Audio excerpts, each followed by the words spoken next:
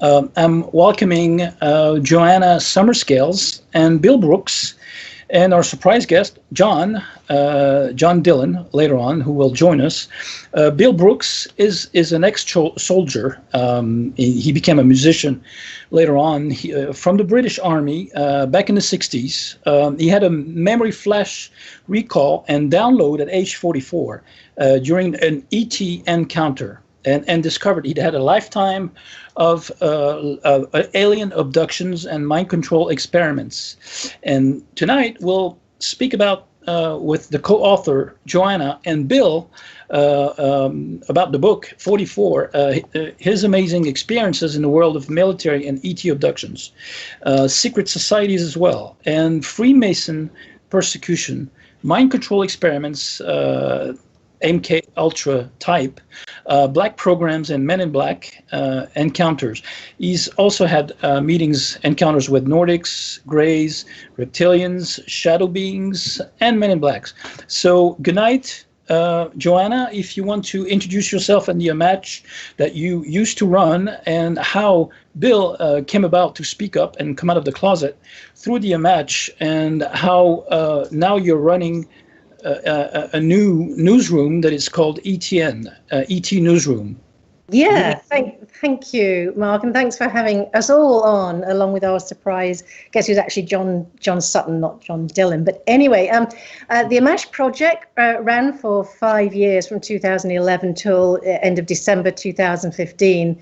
And essentially, most people know my work in the field, but I was interviewing experiencers and researchers in the end, because I also had my own radio show, the Ammach Files, which ran for a little over a year as well. And essentially, it's research.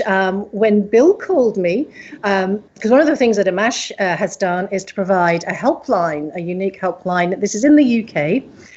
But interestingly, I've had calls from all over the world, and certainly emails as well. So I've had some absolutely fascinating information come through about this whole field and subject, but especially the experiences. I'm particularly interested in the human condition, from the spiritual end of things, to where this is taking us in our galactic trip as humanity. So back to Bill.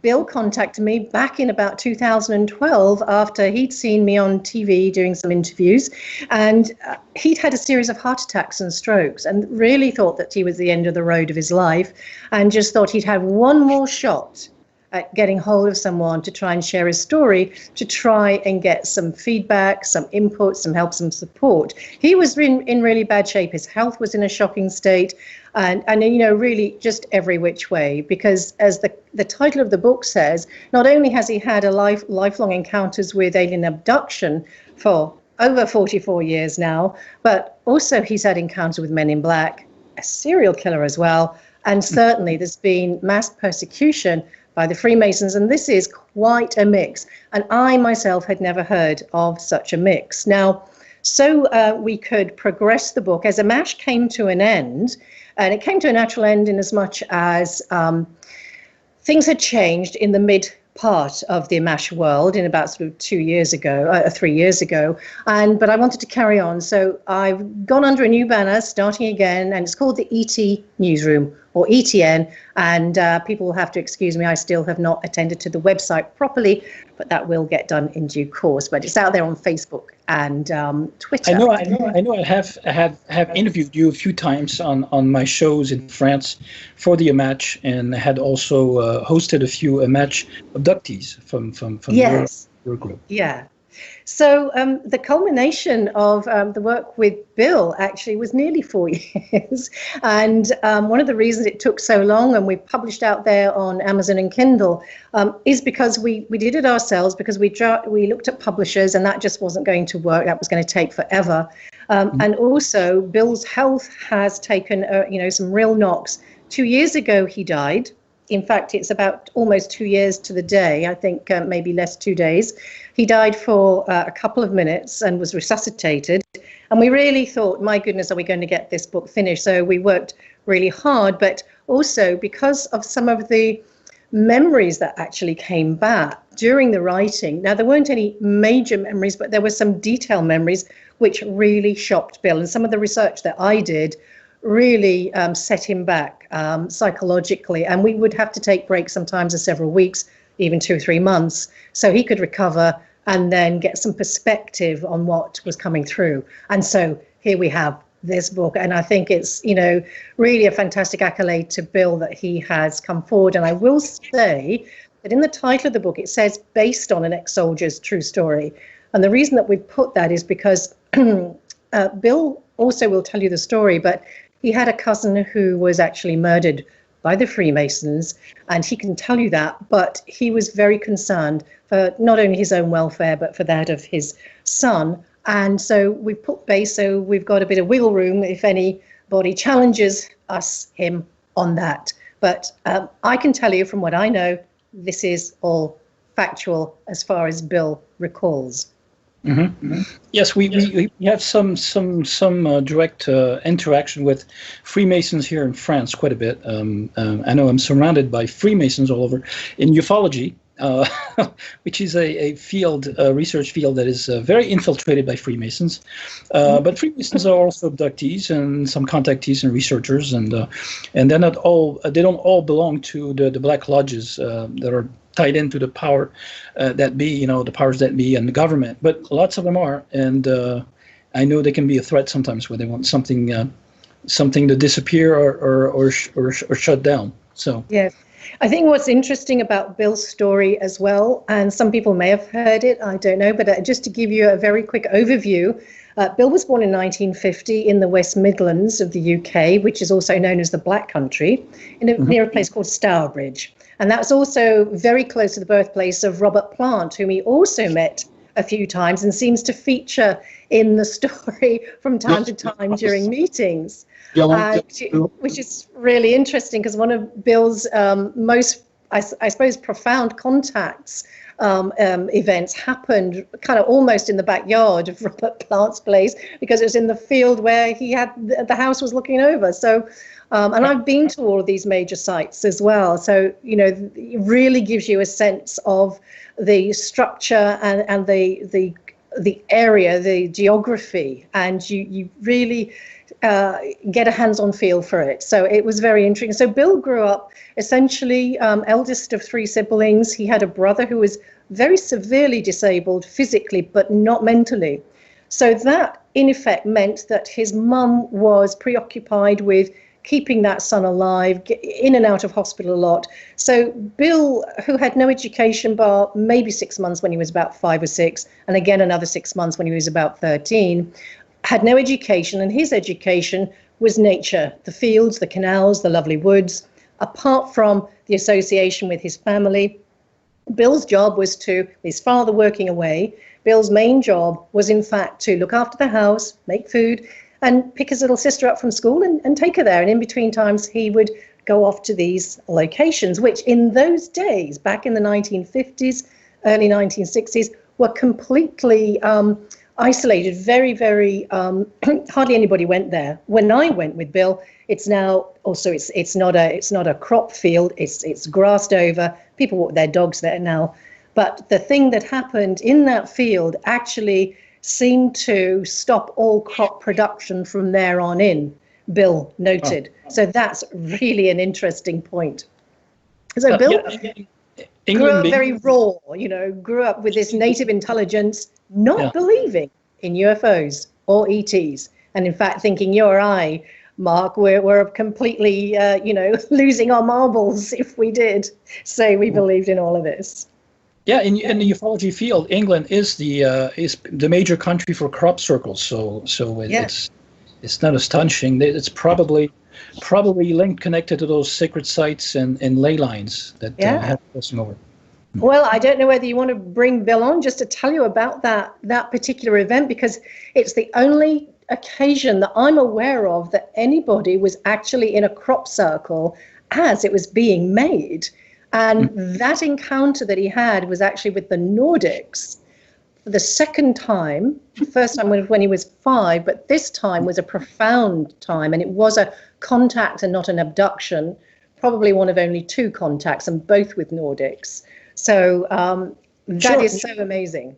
Sure, we can bring him on in a few minutes. I just wanted to say that actually Bill had a hypnotherapy session with Barbara Lamb, right? She's also... No, he was going to, actually. Well, he thinks it's Barbara. Well, we both think it must be Barbara because there was no one fitting that description who was around at the time.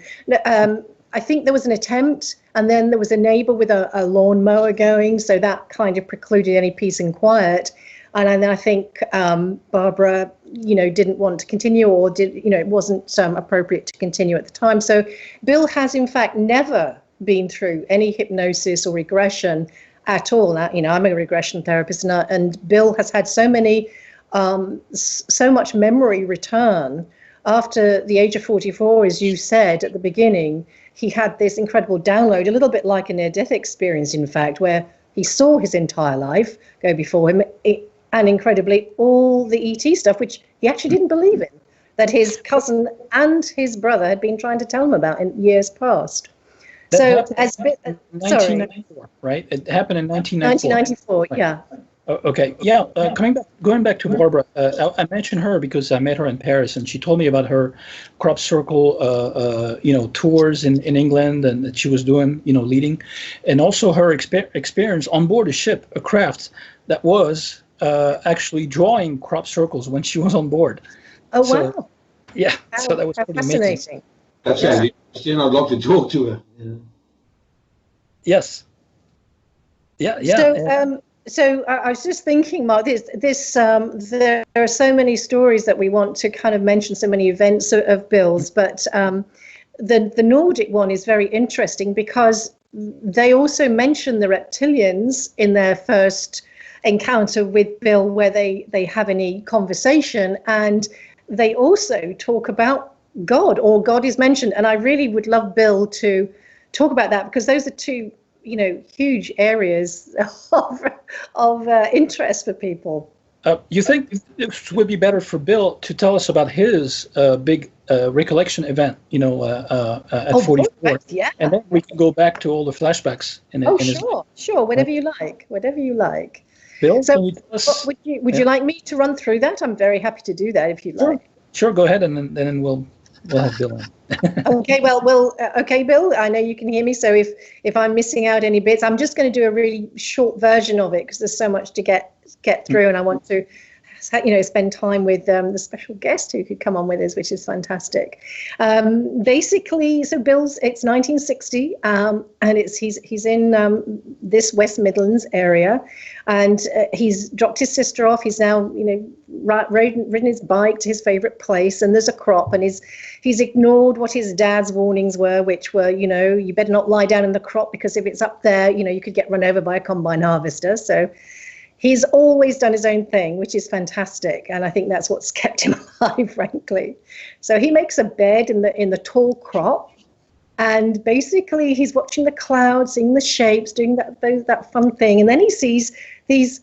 Well, one comes in after the other. These two massive spheres. He reckons about 8 foot in diameter, and they're spinning around one another, and then spinning around as well. And suddenly they zip off. So he kind of gets up to see where they've gone, and only to find himself standing in what we didn't know at the time, or wouldn't have known at the time, was a crop circle.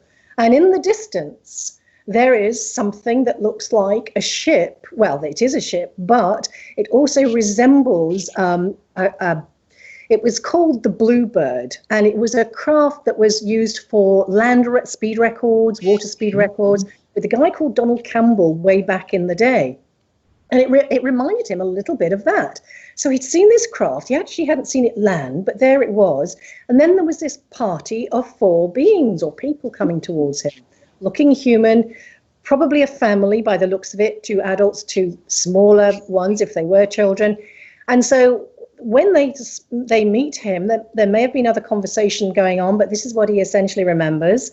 They ask him, and first of all, they looked a little bit anxious, a little bit uncomfortable, and they were looking around, and they asked Bill if he'd seen any reptiles or reptilians. He's not sure of the word they used, but he didn't even know what that meant or what that was. So he just said no, because he knew the area like the back of his hand, and he hadn't seen anything unusual. So it was perfectly logical that There were none. So with that, they kind of relaxed, and there was a conversation that ensued. But first of all, he asked them, where had they come from? And they indicated the sky. And he said, oh, this lovely, you know, kind of 10-year-old lad, all excited. Are you from God? And they said, no, that's a concept on your planet, and we can't comment. But they had also said that they had broken free. I think I may be paraphrasing, but it's more or less correct, Bill. Tell me if I'm wrong. They had broken free from their masters who would have made them slaves. And because they'd just been talking about the reptilians, we've kind of surmised that maybe they were talking about the reptilians. We don't know. It's speculation. But then they went on, amongst other things, to talk about whether that the Earth was in trouble and would he help if he could, which he said he would. And when he asked what they would like him to do, they said, you'll know at the time. So in between... Which brings me back to this this big event in Viking Norse mythology, the Ragnarok, which seems to go back to the old ancient rivalry and duality between the Nordics and reptilians, and between Vikings and the serpent. You know, and it's called the Ragnarok. It's a prophecy of Ragnarok that tells that Thor's failure to kill the serpent bodes disaster. Basically, it's a series of apocalyptic events that will define the end of the world, according to them. You know, it's interesting, isn't it? And also, my uncle found out that our name, Summerscales, it has Viking roots. Right. And it seems like in ufology history, as far as the contactees are telling it, the Nordics and the reptoids or reptiloids or reptilians have an ancient history of fighting each other together, and it reflects into the Norse and Viking mythology, you know, with the Ragnarok event, and those Nordics asking Bill if he had seen any reptilians. So that's what's funny. I took pictures at the Dublin Museum, actually, of this Ragnarok mythology stone there. I don't know if we can show it, but it's pretty interesting. The sentence. Is that the one that shows the serpent on it as well? Yes. Mm-hmm. Yeah, it is really interesting, because you think that all of this must have sprung from something, you know, deep within, you know, our psyche, our experiences. And the fact that so many people are having experiences one way or another, whether it's with these kind of guys or others, definitely. Right. So Bill was actually asked to go, if he'd like to go for a ride, which he did. Mm-hmm. And he went and bought the craft just like it was really normal. And when I said to him, well, didn't you think that was a bit strange? He said, well, no, I'd seen Flash Gordon and I thought that was real. That's lovely. You figured out it wasn't a speedboat, right? Yeah. It was just that, you know, in those days, also 1959, 1960, there wasn't a lot around. You know, this is post-war UK. I mean, you know, the UK only stopped having ration books in 1954 or 5, something like that. I can't remember what my dad said, but anyway, you know, so it was very, very poor. So they weren't used to seeing unusual things or even many cars around the area. You know, it's an interesting thing when you look at the context of the social, you know, climate. And of course, there was definitely no ET talked about, nothing like that. Although Bill's mum was very interested in all of that kind of thing, and perhaps the paranormal as well. But so Bill finds himself aboard ship, and he's left with the youngsters, let's call them at the moment, and they're playing with these spheres, these small balls, orange balls, and they're moving them with their mind. And they tell Bill that he can do the same, and he does. And so he says these days, well, I think they did it. They were responsible for, you know, me doing that, because I can't do it now. So I don't have any of those fears today, but yeah, maybe I don't know. But and then I don't know whether it's mum or dad, let's call them, comes to get him, and they go into this other room where there's a kind of it's a plinth, like a dais. In fact, there is a picture We do have a picture, I think we sent, with the two beings with this raised dais. It's like a platform. And on the top of that is like an extended cake cover. It's perspex, and inside there is what looks like an old child's spinning top toy. And indeed it was spinning. And Bill said that as it spun, as it spun very fast, it went in and out of vision. I think we have the picture up now. So as you can see, there's the woman is pointing to a window, a round window where Bill could actually see the earth through. And then they went off for a ride. As this thing spun into invisibility, so the ship lifted off and the earth receded at a rate of knots. And they had a little ride out, no idea how much time that took. And then Bill just noticed a look of concern over the lady's face as she said to, maybe to him and to the other person, the male, okay, I don't think we can take him any further, something along those lines, and brought him back. And that essentially was his trip. And they dropped him off, and off he went. And before he went, he said, "Will I see you again?" And they said, yes, look to the clouds, which is a very, enigmatic thing to say. Look to the clouds, which he did or has done ever since. And they went, but before they went, he had to run off and get his little sister. But he noticed that his bike was missing. And frantically, he's looking for his bike because in those days, they couldn't afford another bike or anything like that. So anyway, it was getting so late, he decided he was going to have to run off, just run to get his sister. And as he turned around, suddenly the space people were there again with his bike and handed him his bike. And there was no response as to, well, where did you get that from? And anyway, that was it. He beetled off to get his sister and off they went. So that's the nuts and bolts of the Nordic story. But it is astonishing because, there's this little guy, 10 years old, not at all aware that this is one of the most extraordinary events that a human being can have. Right, exactly. So, and he recalled all this at the age 44 in 1944. Yeah. Right.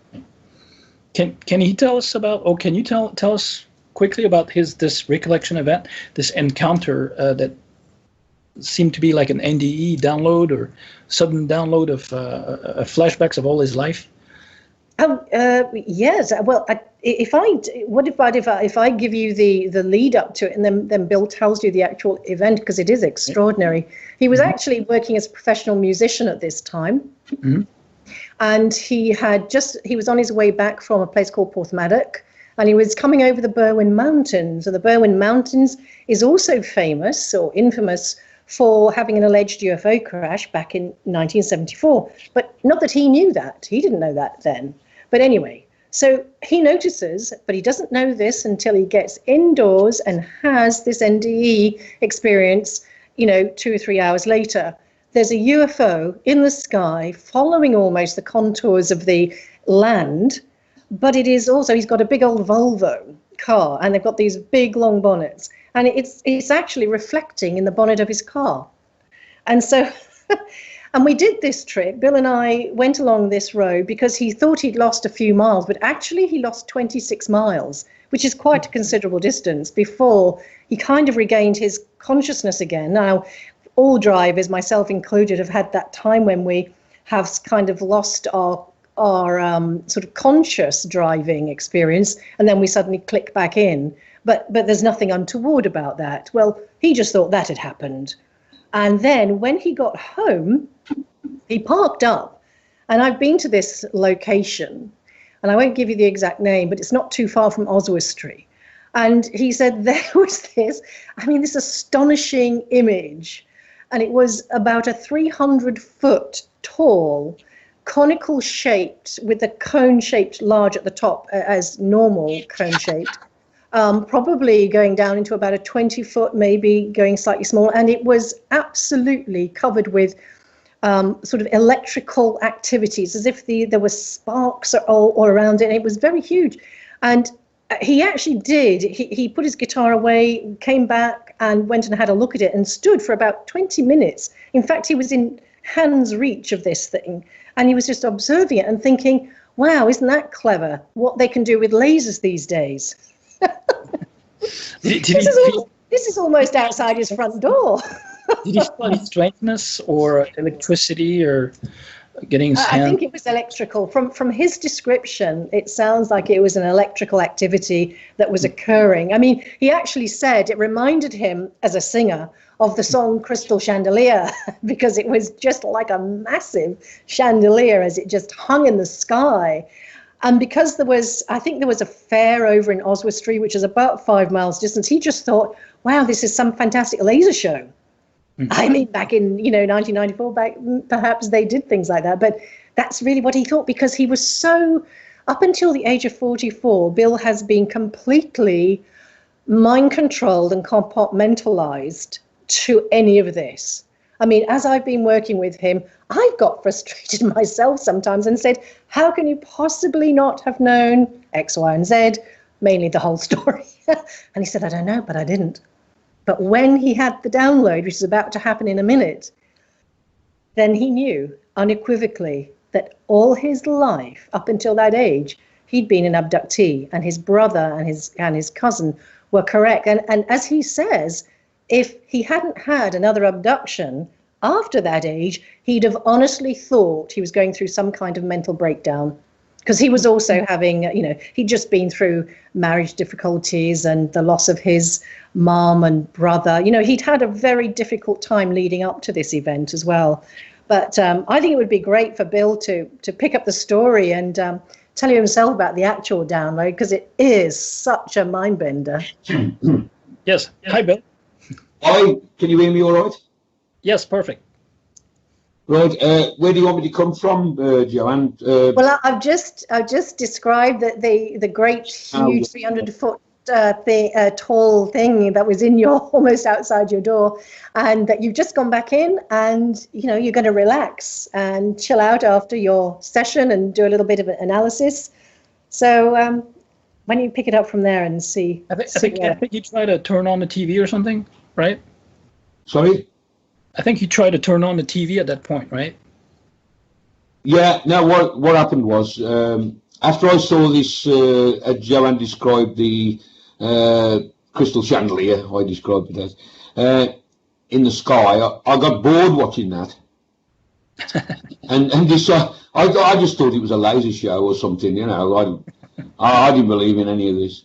I went into the house, did my normal trick.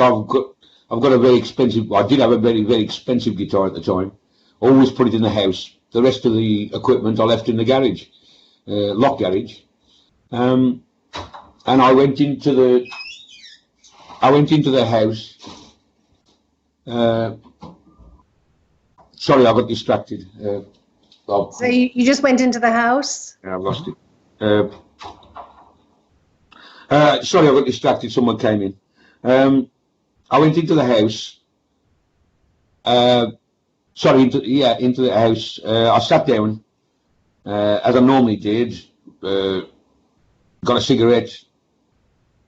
Got a brandy. Think about the show, or think about something else, just to relax, to try and relax. It used to take me a couple of hours to relax, to go to sleep after gigs. So I used to sleep in the day, and I was awake all night. So I'm still the same now. I always have been. Sorry, I lost it. Sorry, I've got it now. I've got it back. As I sat down, rolled myself a cigarette, poured a brandy. I got the TV on just for some background, very low. I don't think I had the sound on actually. And I was sort of sitting there relaxed, watching the wall, looking at the wall TV, and the walls seemed to shimmer. And as I looked at the TV, I looked back at the TV, and I saw three, what I know now as alien faces. I didn't then. I just looked at them, and it started to spring back memories. And I turned back to the wall, and that had changed shape. And there was shapes appearing in the wall. I know nothing about hieroglyphics, but that's the only way I can describe what I saw. I don't know anything about them now. And as I looked back at the TV, there was someone lying on a couch type structure, with 3 of these grey aliens looking over this person, doing experiments on the person. And that person looked like me.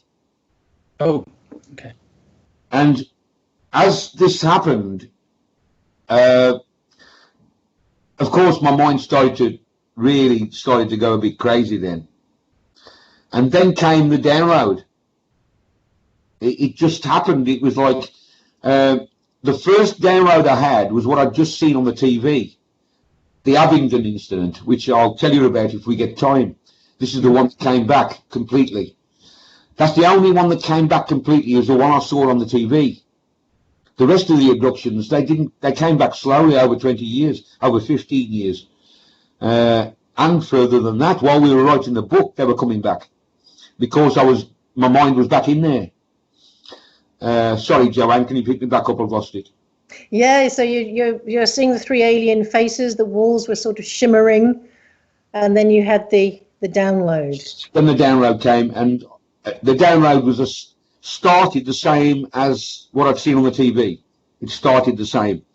Then that download came, but while that download was coming, I know this sounds ludicrous, I had other downloads coming to the back while the front download was coming in. Like the whole of the Abingdon one was coming in, but while that was happening, at the same time, at the back of my mind was coming in all the other information, like hitting the back of my head. Like, I don't know if you can understand that. Is that understandable? Yeah. Yeah, totally. It was the trigger. It was the event that triggered your total recall and brought back your partial memories of what happened to you for years. I had 2 things coming into my brain at the same time, and I saw it all. Our brains are bigger than we think. I saw everything that was going on, and I relived the Abingdon nightmare, I might call it, but it wasn't really a nightmare. I haven't been harmed by them. That's why I will say that. Not physically, probably mentally. At the same time, I was getting one download coming to the front, which I was actually living at the time. I was reliving other downloads coming in as well, reliving them at the same time as I was living the Abingdon one. Our brains are amazingly big, I think. We can't use them. They got me to use my brain. Any time that anything's happened in all of my abductions, they've done it for me. I've got no powers. I'm a human being. I've got nothing. But they spring into power, the powers that we will have at some time, I think, if we last long enough. If the human race is good, which I'm quite doubtful of the way I've seen it. But yeah, and then as that was happening, all this download came in. The next morning, when my partner at the time got up with my new son, who was about 5 to 6 months old at the time, I was walking round and round the room saying, I've been abducted. And she said, when last night? I said, no, all my life. And of course she thought I'd gone crackers, you know, which you know, if somebody said that to me first thing in the morning, I'd think they were crackers as well, you know. But then I went into a really bad state for a few years. I started drinking a lot. I'm talking 2 to 3 bottles of brandy a day. Whoa. Just to try and get to sleep. Just to try and stop them. Just to try and stop my head from working. My head would not stop. For 3 years, it would not stop. It was like I couldn't sleep, I couldn't eat, I couldn't sleep properly. I was having to work as well. I was having to go on stage as well at the same time. I was having to cut all this out of my mind when I went on stage. I used to forget my words most of the time, and I used to make them up as I went along. I got quite good at it. You know, my brain had been somewhere else while I was actually on stage. I'd come back on stage thinking I've got an audience in front of me, and I'm thinking about downloads and aliens while I'm standing on stage trying to sing. Unbelievable. I don't know how I did that. And all those memories when you were stationed as a soldier in Germany and in the UK came back at that time? They were ones that trickled through. The main one was Abingdon. That came back fully in front of my face. as such, I was reliving it, watching it. But the others, the one you just spoke about, that came back with the other ones that went, as I say, into the back of the mind, as opposed to the front memory. We must have a back memory somewhere. We must have a storage place like a computer. We must have a part that works at the time, and the part which stores all the information we're going to need at some time. That's how it seems to me. I use computer now as how our brains work, because you've got a front memory and you've got the one that keeps all the information at the back, and you have to search that, and that's like defragging, looking, searching your computer at the back of your mind, your phantom computer or whatever. It was like your backup drive that was partially disconnected or something for years, right? Yeah. I feel, and this might sound quite crazy, but it may not be exact, but I feel as though I've been lived inside by someone using my body and mind to maybe study the planet. Maybe. And then at that point, they were leaving. So they had to give me back a memory so I could carry on with life, because I'd have been a cabbage. That's how I see it. Whether it's true or not, these are my thoughts.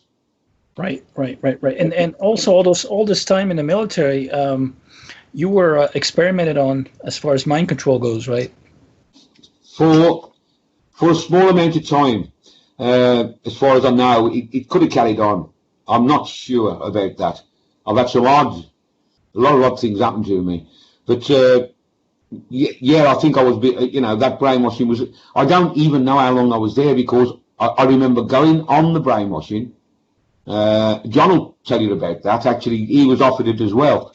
That's one of the reasons he's come with me on this. We're old mates from a long time ago, and we hadn't spoke for 40 odd years. Actually, he's nearly 50. He told me that last night. But what happened was they came around and asked us they offered us 2 weeks leave if we did the flu jab experiments. And so I said yes, and John said no. I didn't even know John had been offered this until I got in touch with him again a few months ago. We hadn't spoken for nearly 50 years. And I didn't even know he'd been offered these as well, because I didn't know how to prove my story. I've got no proof of it. All the people are dead or won't talk. You find that. They're all dead or won't talk. But John's talking because he's into this type of thing as well, as you know. He's a psychic medium, which I knew at the time. When I met him, I knew there was I didn't know he was a psychic medium, but I knew he was different. I just knew. Sorry, I've lost the gist now. Well, I just wanted to say, Bill, also that this was in 1968, and this was not too long after you, in fact, joined your regiment over in Sennelager, Germany, and the mind control experimentation, we think, took place elsewhere. So perhaps just pick it up from what happened there, because no sooner were you going to say, okay, you'll do it, then you suddenly found yourself elsewhere. I'd just like to say before I do that, that when I joined my regiment, John was away on practice camp. And that's when my abductions happened, when there was only the rear party there left at the camp. I didn't see it as an abnormal. I'd just joined the regiment. I'd only been in the regiment a couple of days when that happened. And John was away on practice camp. And when he came back, he'll tell you what happened in the room when he came back. He'll tell you about that, because and also other things happened after I'd left. When I went on MK Ultra, which John refused to go on, when I left that day, mayhem was occurring in the block. John will tell you all about this when we can get John on. Mm-hmm. I'm sorry, Jane, can you pick me back up? I've lost it again. Yes. So you're over to okay. So you've signed up and you are suddenly somewhere else, and we think that somewhere else, we're pretty sure, 99% sure, that it's actually Porton Down. But you had no memory of going there at all, just that you came to there, came to consciousness there, and clearly you'd been given some hallucinogenic drugs. That's right. What's strange is that he wasn't fit, really, when he joined. Physically, he wasn't really fit to join the army back then, right? I was physically fit.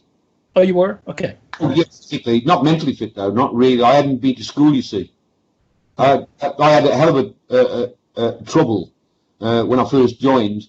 And funny enough, this is true. John won't know about this, but I was put onto a signals course, my first one, as a signaller. I couldn't read and write properly. I could just about do a little bit. And in the 3 weeks that I did the course, at the same time I was doing the course, I learned to read and write better.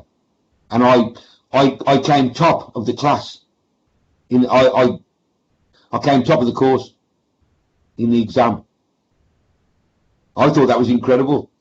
I didn't tell anybody I couldn't read and write before I went on it. And you picked it up real fast. I picked it up very fast. Right. I'm quite a fast learner, I suppose. I was. My mind's a bit slow now, though. The interesting thing also is that when Bill went to join up, he didn't pass the recruitment test. Right. Because he had no education. And, I wonder if Bill was sort of picked out from way back when, because they said to him, they did the test for him and said, don't worry, you'll soon pick it up. And I'm just highly suspicious that they had already got him tabbed as somebody of interest. Right, exactly. Could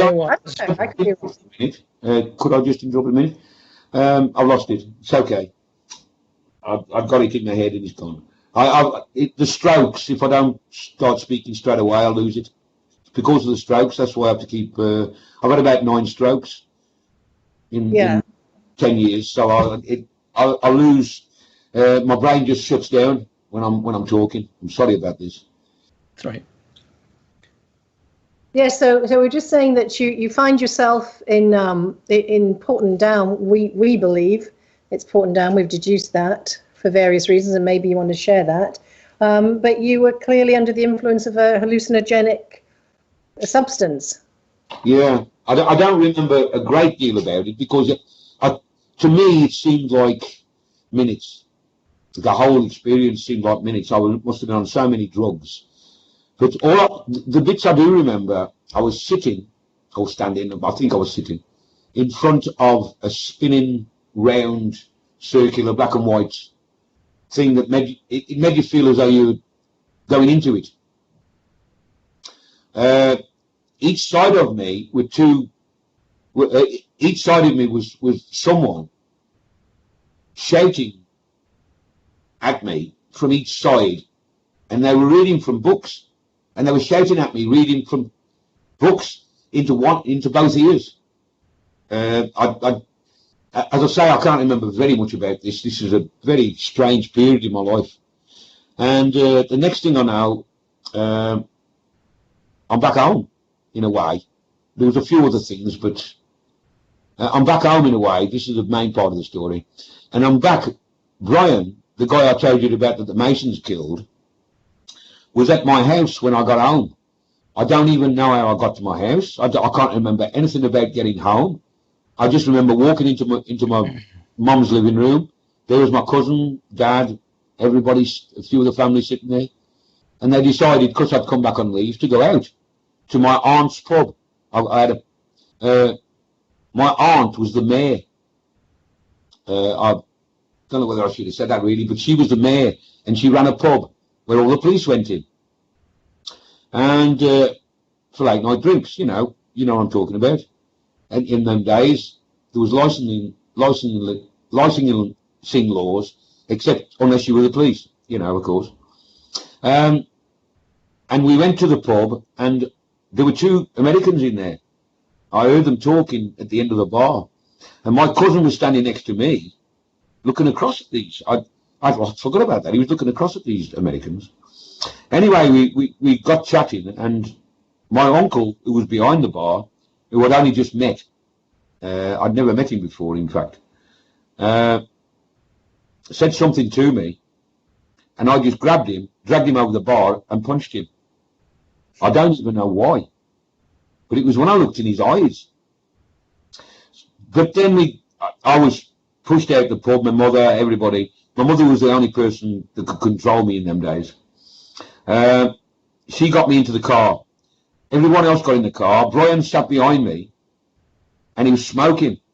And he dropped a cigarette ash down the back of my neck, and he burnt the back of my neck.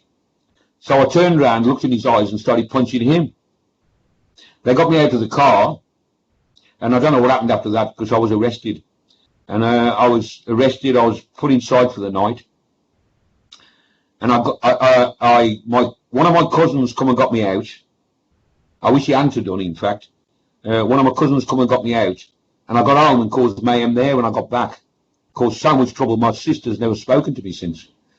In all these years, 50 years, she never spoken to me. This can affect your life. It can affect you. It affects your relationship with all your family. It really this type of abduction type of stuff that I was getting really wrecks your family, friends, everyone, wives. You can't live with anyone. I don't know how my son's living with me for 20 years now. I don't know any. I think also, Bill, the thing is that came out of that mind control experiment on you that you were clearly subjected to was that you could not, from that time on, look anybody in the eyes seriously without wanting to kill them. And that was a real thing. So that's been a really big issue for you all your life. It's now muted, thank goodness for that. But, because you are the person you are, this incredibly, strong-willed person, it's as if they were priming you to be some kind of, maybe Manchurian candidate or something, I don't know. But certainly you were never the same, and it really, really, affected your life. And gosh, years to get over it. It took years to get over that problem. The problem, I couldn't look in anyone's eyes. It took me years. It took me years. I'm not like it now. It's sort of gone now. Unless there's someone I don't like, that's different. But it's gone now. That major problem I had that problem for maybe 20 years. Maybe 20 years I had to look. And people, when I was having an argument with someone, they used to say that I was not telling the truth because I wouldn't look in their eyes. The only reason was I'd feel like ripping their head off. I had to look at the nose, mouth. I had to look near the eyes so that they didn't realise I wasn't looking. But I used to look at the nose of people. But did that start with the army, or were you really aggressive before you joined the army? I wasn't aggressive at all. Okay. See that's part of the that's a side effects from the drugs or experiments that they did on you with mind control. Was it the same year that you took part at the mass abduction event in the army? It was a week after. Okay. All right. It was within a week after, maybe even less. I may have come straight off the abduction and gone straight to there. I'm not 100% sure. I can remember John coming into the room. They came back off the exercise they were on. I hadn't met John till that day. I can remember him coming into the room because there were 4 guys in the room. John reminded me who the one was, one of the guys. But I remember John distinctly because he was different to other people I'd met before. There was something about John. I don't know if you understand that. But John saw something in that room. He'll tell you about this, this all happened within a fortnight, 2 weeks. I had the abductions. I joined the army. I had the abductions within the first week I was in. I joined the regiment, sorry, not the army. I joined the regiment the first week I was in. John was away. All these things were happening. I was having the 2 abductions while John was away on practice camp. And then when John came back in, I met him and we had something strange happen in the room. He'll tell you about that. Mm-hmm. And then the day after this thing appeared in front of our beds, I went on to MK Ultra the next day. It was a very mixed up time. Very, very quickly, things were happening so quick. Yeah, it was really intense. But I think, why don't you just go ahead and tell them about this mass abduction? Because this is really extraordinary because, it involves maybe human beings pointing guns at people saying, go towards the light and yeah. So Bill, why don't you tell that, because that's not a long story, and then maybe we can bring John on to tell us what he experienced. Yeah. I've got an echo, haven't I? Can you hear me okay? Yes. Right. As I say, I joined the army, did the 3 months training, went to my regiment. As I got to my regiment, I've just told you part of it. Everyone was away on practice camp. There was what they call a rear party, means probably about 50 guys left there or something, I don't know. Well, 15 of us were put onto an exercise. Now, I didn't know these guys. I didn't know anyone. But the one person I knew was a guy called John Jerems. Me and John have just been talking about this, actually. John didn't know him either. His name was John Jerems. I know they exist because I spoke to his brother. I know they exist. We were put on this exercise with about 13 other guys. John and I were left at the end of a track while the vehicles pulled into a field about 200, 300 yards up this track. Me and John were left at the end of the track on guard. We've got nothing to guard, but that's procedure in the army. Put a guard out. We'd been there a couple of hours, sitting there, smoking, chatting, getting to know who we were. He told me where he was from, Stoke-on-Trent. And we didn't get relieved, and it started to go dark. Well, in front of us was like an orangey, purpley mist coming towards us. And I, being a new soldier, didn't know what it was, but John said it could be a mock gas attack. So we went back to the vehicles. I woke up an NCO, who I believe I know the NCO, but he's not admitting it. John will know. I'll talk to John about this. He knows who it is. And I said that John said there's a gas attack, orange mist coming up. And he said it's impossible. We stood down, which means the exercise is finished. And of course we said, thanks for telling us. Nobody told us, you see. So we went back to the vehicles. We couldn't find anywhere to sleep. You never ever sleep under a vehicle. Not the heavy vehicles anyway. Well, none at all really. And we found on top of a Saracen, we used to call them an armoured pig. They're a very heavy vehicle, armoured vehicle, 2-inch thick armour or something, very, very heavy. On top we keep the Hessian and camouflage nets, and he's quite soft. He's soft on the ground anyway. And so me and John got on top of there to lit a cigarette, thought we'll sleep here. As that happened, what happened next? We saw a light and something looked like parachutes coming down into the field to my right, where some of the vehicles were parked. And the light was very, very bright. It was a very, very bright light. And I saw the guys who were fast asleep starting walking towards this light. And of course, being nosy, I started to get down off the vehicle, and my back was towards the wood that was in front of us as we were sitting on the vehicle. So the other guys walking towards the light were like in a daze, or they were? Well, it was quite a way away. It was 200 or 300 yards away, but it looked to me as though they were just walking towards this light. There was no sounds, no nothing, just no sound. They weren't moving their heads from side to side or anything. They just seemed to be walking straight towards this light. I, being a little nosy, wanted to get down and see what was going on. So I started to get down off the vehicle, and I had my back to some woods that were in front of me. John was sitting on the vehicle facing the woods. My back was to the woods.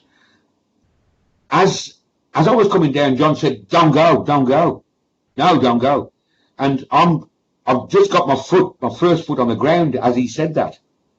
And I'm thinking, what do you mean don't go? And as I turn around, I see guys, I think there were 3 or 4, I'm not exactly sure how many, and I think they were blonde, with short hair, I think. They seemed to be all blonde, and it was the light from the, honestly, it was the light that made me feel that. They were in like a dark blue type uniform, with a light blue badge on the right hand sleeve, a long oblong type, squarish oblong type, light blue, shiny light blue badge. I know a little bit about weapons. What he was holding in his hand looked like a 9mm pistol, a Derringer, not Derringer, I forgot the name, like a 9mm, the new type of 9mm. I think you said it was a Beretta, did you, Bill? Yeah, sorry, yeah, Beretta. It was like a Beretta, that's right. But it was twice the size of a Beretta. It was bigger than a Beretta, maybe more than twice the size.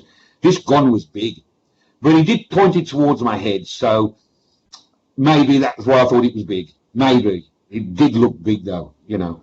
Maybe they do look big. It's the first time I've ever had one pointed towards me within inches, so it did look big.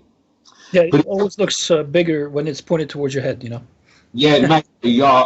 That's the only one I've ever had pointed towards my head, so, you know, I don't really know. But as he pointed towards my head, he said, he hadn't pointed towards my head when he said, walk towards the light. And I was thinking about what John had said, and I turned around to look at John, and that's when he pointed the gun straight to my head. He cocked it. I watched him cock it, because they cock at the top. You pull back. And he went click, click, and they do clunk, clunk, you know. And I knew he cocked it, and then that's when he pointed it straight towards my head.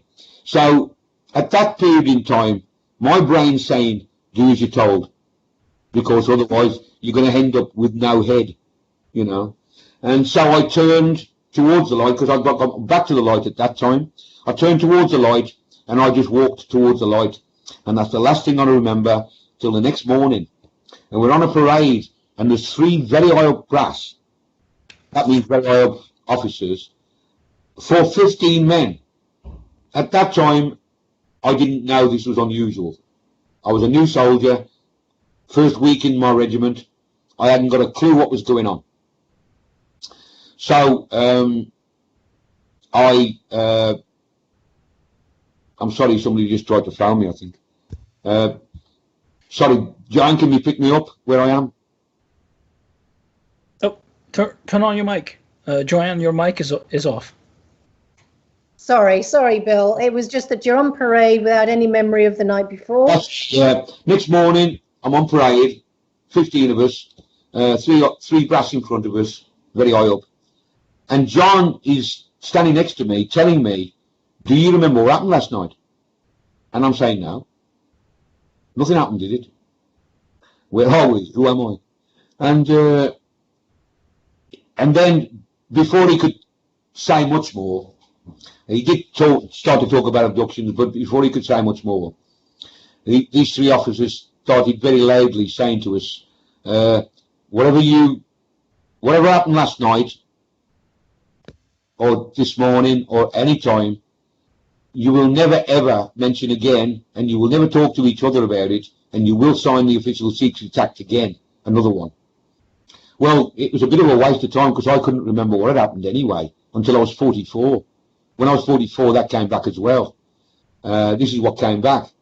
And then we had to sign a new Official Secrets Act, and that's all I remember of that.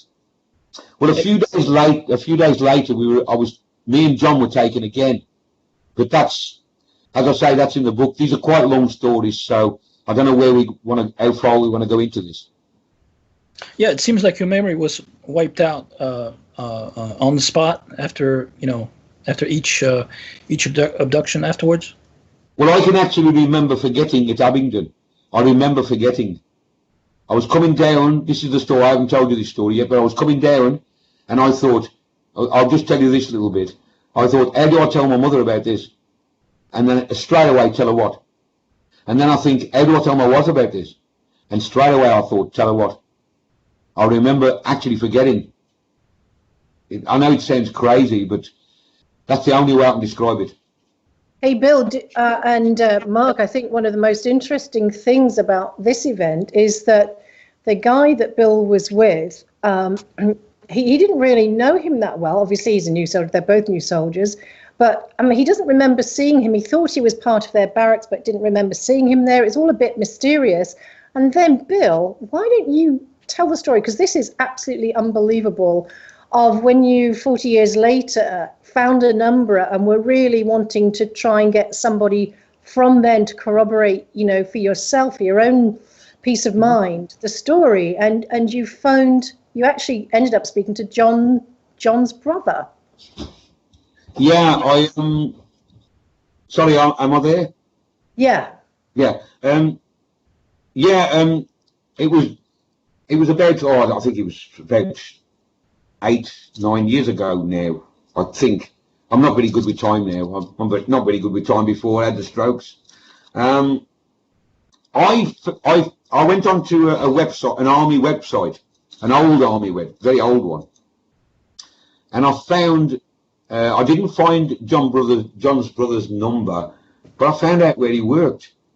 And he worked at the Blackpool, as some kind of technician, on the Blackpool, what is it, the fair, Blackpool Fair, Blackpool Illumination Fair or something. Mm-hmm. So I got the number of them, and I phoned them and asked them if they knew, I forgot his actual name, Jerems, anyway, his name Jerems. Anyway, I forgot his name, actual name. Asked if they knew him. And they said, yes, he was one of their workers, but he was away on holiday at the time. And I said, could you get a message to him that I told him who I was and why I wanted to talk to him about, you know, to do with the army. And he did actually get back to me. Hello, are we still there? Yes, Bill. Yes. Sorry. I've got some strange noises going on. Sorry, Joanne, can you pick me up? Yeah, so you're speaking to, let's just call him Joe for want of a better name, and this is John's brother. This is not the John is on with us tonight. This is John who was with you on the abduction, and you're speaking to his brother, saying you're trying to find him because. Yeah, this was the strangest thing I've ever. Well, actually, it confirmed to me that it was the first real thing that confirmed to me that I'm not crazy. You know, that I wasn't actually having a mental breakdown. I got hold of John's brother, and I said, I really need to talk to John. And he said he won't talk to anyone. And I said, what do you mean he won't talk to anyone? He said he hadn't spoken to anyone for 35 years. He won't open his curtains. He won't answer the telephone. He won't do his own shopping. He lets people drop it through the door. He won't speak to any person. He won't speak to any living human being. And he said he won't even speak to me. And I said, well, what's happened to him then? And he said, he's gone really mad. He's actually gone mad. He thinks he's being abducted by aliens all his life. Whoa. And I nearly fell over. I thought, what? And I said to him, I must speak to him. He's not crazy. It's happening to me as well. It's happened to both of us while we were in. And he said, well, I don't remember you very well. He said, I don't remember you. I said, I never spoke to you once. John introduced me to you once in the barracks. And said you were brothers and you actually started fighting while I was there. And he said, I remember, he said, you're right about what you're talking about. He said, I don't remember you. He says, but John won't speak to anyone. And we had to end the conversation by then nearly, because he then told me that they weren't in the army. Well, he said to me, when did this happen? And I said, 1968. And he said, well, it couldn't have done.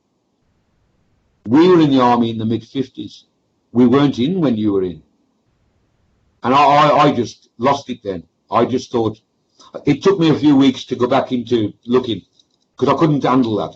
It was just so crazy.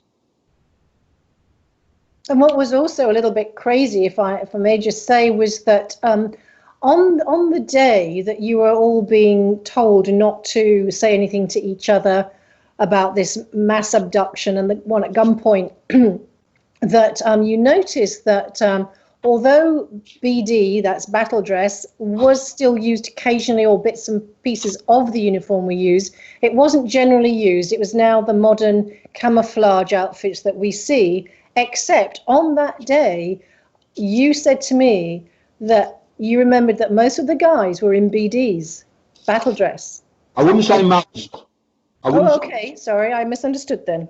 Yeah, I wouldn't say most, because even 4 people wearing BD would have been very, very unusual then. Yeah. Which I didn't know. I didn't know on that day, because I only just joined the regiment. Yeah, sure. I didn't know that until I started finding out about the dress of that regiment, because during training, really, you don't know anything until you get to your regiment. Well, I didn't only been in the regiment a week when this was happening. So I didn't know the procedures, and I just took it as normal. I don't now, but I did then. Right, and this shows basically the collusion between the army and ETs. Well, to me, yes. To me, I on that occasion, yes. On that occasion, it seems so. But I don't know how much collusion. I mean, I don't think it's a big collusion. Put it this way, they waited till the camp was empty, nearly, before they did that to us. The camp was empty, near enough. Only the rear party left. As John will tell you, they were around practice camp when I joined, you know. Right, so maybe they selected a few, only the few that they wanted to pick for the experience. I don't know. I mean, maybe. I don't know. Maybe it was solely for me. I don't know. I haven't got a clue. It just seems. What about that station the base in Germany that was connected to Area 51 personnel in '68? Can you tell us about that? Well, the connection with that is that we had technical guys, and that was the ground. I think John will tell you about this. I don't know if John knows about this. He will know about it. We had some technical guys, and we had a PX. And I used to go to the PX occasionally on nickel night, because it was nothing for a pint of beer. You know, a bottle of beer was virtually nothing. And I used to go and get a few down my neck before I went out. But I noticed that they never spoke about their job. They never. I don't even remember seeing any technicians, but they were there, apparently, I was told. And that's why we had this cavalry regiment guarding them, and they never spoke.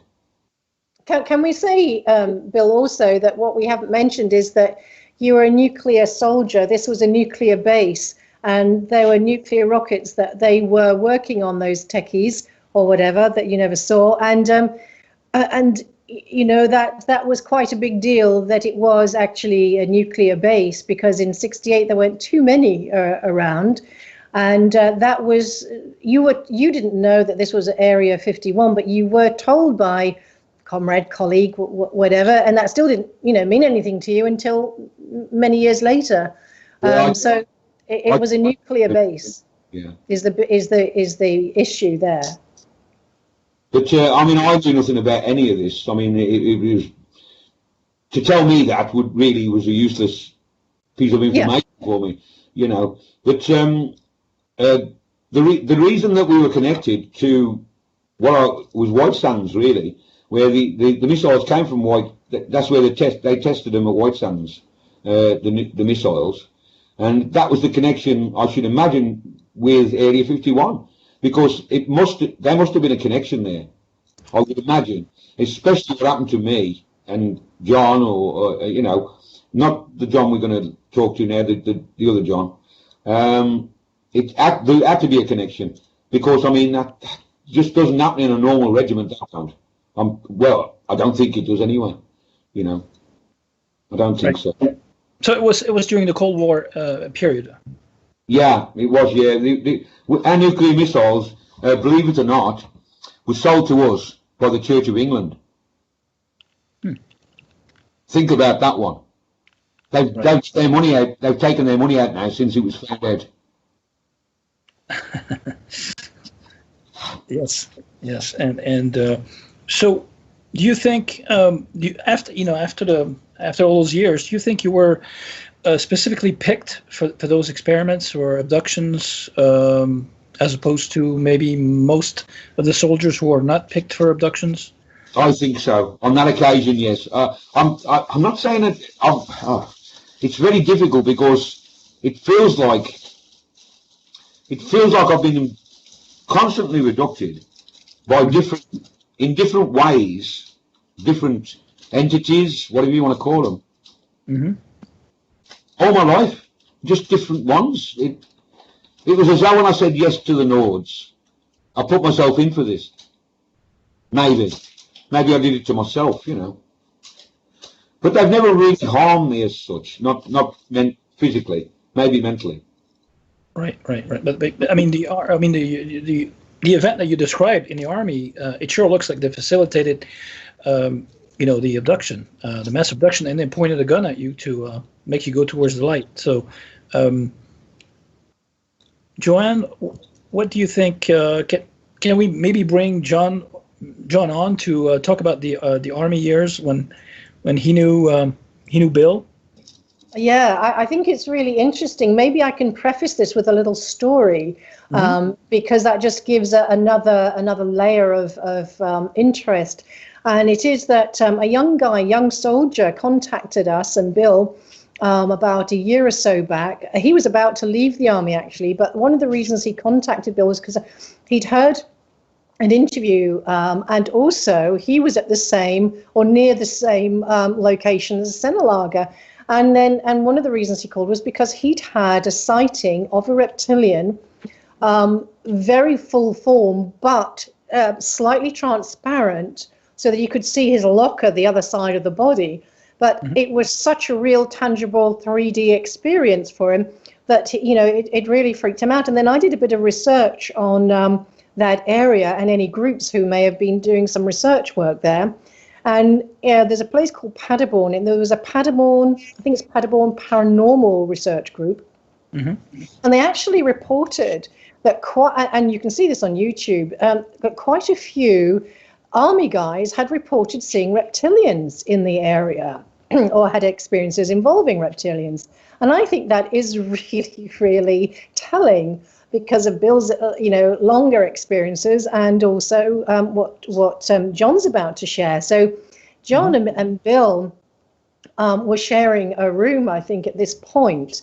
And, the guys had some interest in, things paranormal. But I'm going to let our surprise guest, John Sutton, perhaps, Mark, you want to bring him in and let him tell the story rather than me, because he was actually there. Sure. Hi, John. John Sutton. Hello there, Mark. Yeah. Thank you for inviting me on. Yeah, very nice of you. I've been watching this, listening to this with very great interest. Yeah, I was with Bill, and his stories sound fantastic, but I was there, and I can tell you that this particular story was absolutely true. It was, I think it was October 1968, and I'd never met Bill before, really. And when I came back from, as he said, practice camp, which is an exercise where the military run through they run through all the weapons that they're using, practice using it, come back to camp, clean them up. And we were back, and it would be about 2 o'clock in the morning, and I woke up having heard footsteps coming across the room, and I thought, oh no, it's that drunken Welshman again. I sat up slightly in bed and looked across, and at the foot of my bed there was this really large sort of illuminated creature that I had never seen anything like this before. I thought, is this a soldier? Is this a ghost? It certainly wasn't Taffy, because he was in his bed asleep. And this monstrosity that was stood at the foot of my bed absolutely terrified me. I was frozen stiff with fear. I could not scream, and I did try to scream. And the next thing, it was 7 o'clock in the morning and we were waking up. And the man in the bed opposite to me was Bill Brooks. Wow. and he'd seen exactly the same thing. Following that incident, the barrack rooms were haunted. For some reason, I could hear incredible sounds booming and banging in the middle of the night. And I think there was one or two other people that could hear it, but the majority, there were probably 100 soldiers in that particular barrack, but they couldn't hear it. Very few people could, but it sounded very much like somebody dragging a great boulder down the landings, and you'd open the door thinking, goodness me, there's an earthquake, but nothing there. It was as if, we were in touch with another dimension. I have to admit that at the time I had been messing with a Ouija board. I was a young man, I didn't know any better. And I was in this specific room in the barrack block one night playing with this Ouija board, and it spelled out, the man in the corner who is daring to laugh will regret this, because the soldier in the corner was rolling around laughing at us playing with this Ouija board. I thought nothing about it, put it away and went back to my room. Anyway, the next morning, the guy came running in at about 5:30. You maniac, have you seen what you've done to my room? I said, I haven't done anything to your room. I've been in bed. So I went with him to have a look. And metal lockers, solid metal lockers, were bent and twisted. And his bed was upside down, all buckled up. He said, I've been hiding under my mattress since about 1 o'clock in the morning when this room started to spin. So whatever had been in there, we couldn't actually fathom. I reported it to the sergeant majors, and they said, right, okay. So they moved him out and shut the room up. And shortly after that, the incident stopped. When Bill was talking about being involved with American personnel and Area 51, yes, there were. We were dealing with, the missile was called the Honest John, and it had a nuclear payload. And immediately, some few miles into the middle of the ranges, there was a series of emplacements where they kept the nuclear weapons. And also, Bill mentioned seeing a visitation at a place called Oswestry. Now, Oswestry was also a military base. It seems that the UFOs have an attraction for military bases. The Americans in the base there, a lot of them were technicians from Area 51.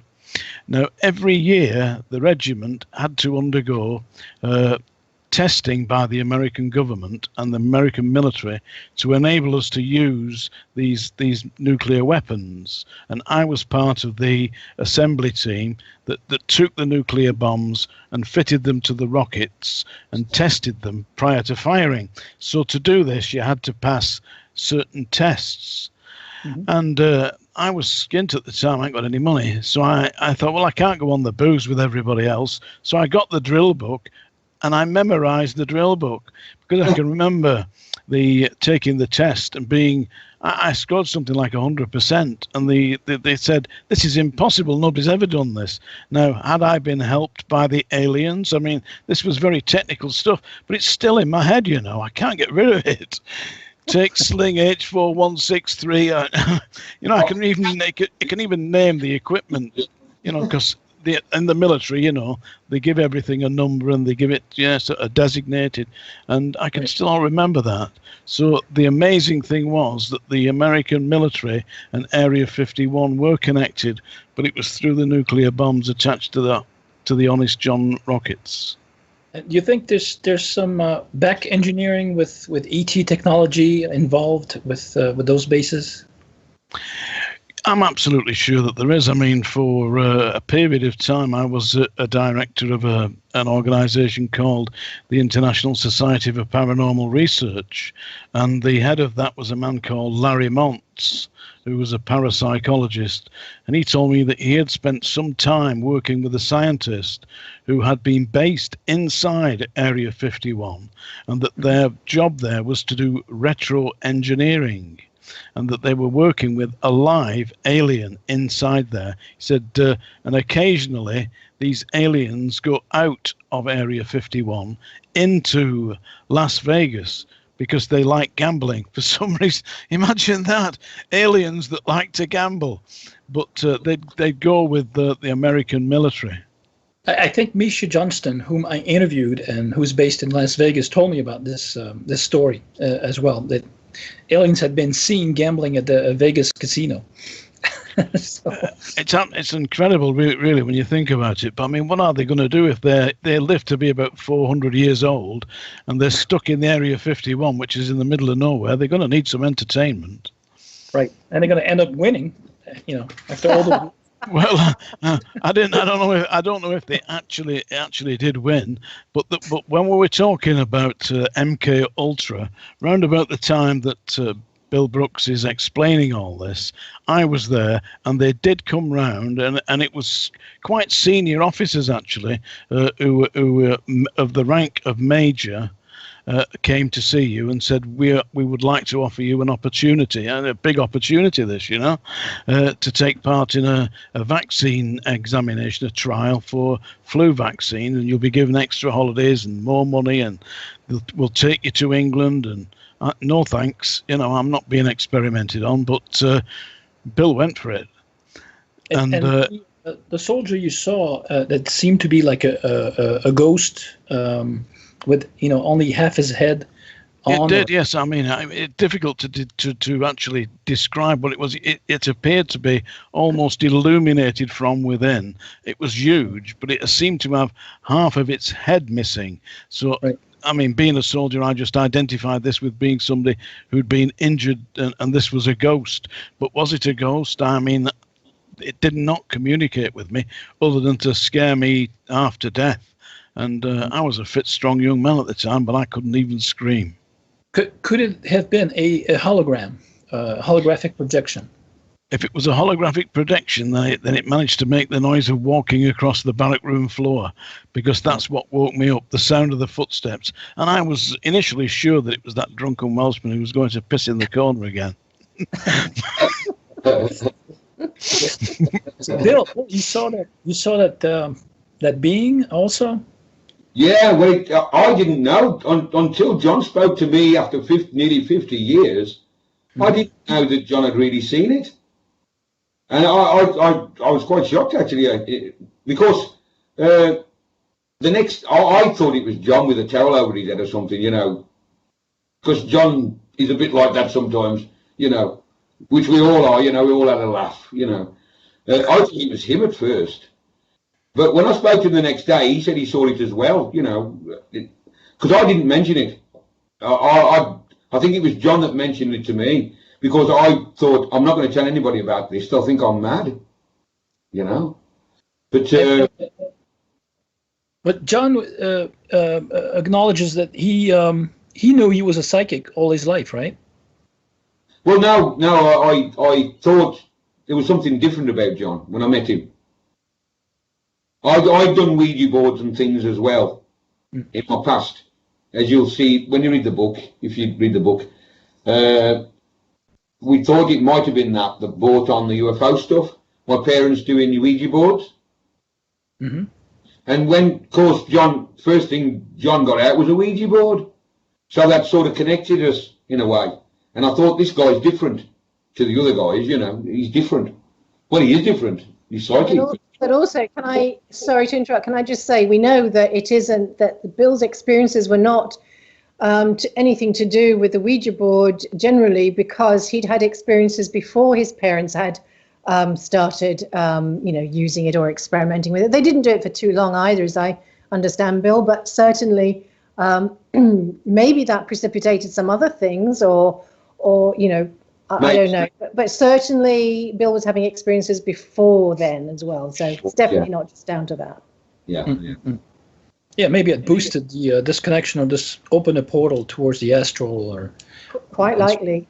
So from what I can gather, and this is my own opinion of it, the whole thing's connected. You've got spiritual death experiences, or UFOs, whatever's out there. We're a speck of dust in a massive universe. We're a speck of dust, even less than that.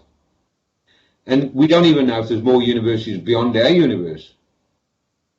it's so small what's happening to us here, really, when you look at it.